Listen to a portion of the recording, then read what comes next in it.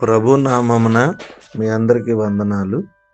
ఈ దినము దేవుని యొక్క వాక్యము వాగ్దానము. ఇశ్రాయేలును కాపాడువాడు కునుకడు నిద్రపోడు. కీర్తన 121:4. ప్రియమైన దేవుని బిడ్డలారా, ఈ వాక్యము మనకు దేవుని అద్భుతమైన రక్షణ వాగ్దానాన్ని ఇస్తుంది. దేవుడు ఎప్పటికీ కూడా అలసిపోడు, నిద్రపోడు, మెలకువగా ఉంటాడు. రాత్రి పగలు కూడా ప్రతి క్షణము ఆయన మనపై కన్ను ఉంచి కాపాడుతాడు. మనం నిద్రిస్తున్నప్పుడు కూడా ఆయన మన గృహాన్ని, మన హృదయాన్ని, మన జీవితాన్ని రక్షిస్తాడు. కాబట్టి మనం భయపడాల్సిన అవసరం లేదు, చింతపడాల్సిన అవసరం లేదు.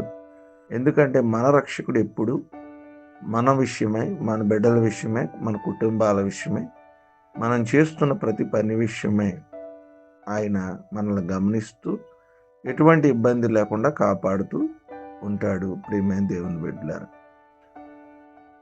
మన కళ్ళు ఎప్పుడు ఆయన పైనే ఉండాలి. మన విశ్వాసం ఎప్పుడు కూడా దేవునిపై ఆధారపడి ఉండాలి. మన కోసం నిద్రపోకుండా మెలకువగా ఉన్నటువంటి దేవుణ్ణి ఏ హాని జరగనీయకుండా మనల్ని జ్ఞాపకం చేసుకుంటా నన్న ఆ ప్రభువుకి మన జీవితాన్ని మనము అప్పగించాలి. మన జీవితంలో కొన్నిసార్లు మనం అలసిపోతాం, నిద్రపోతాం.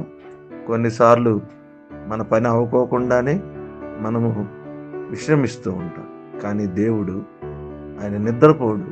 మన ప్రతి పనిని జరిగిస్తాడు, మన అవసరతలు తీరుస్తాడు, మనల్ని కాపాడుతాడు.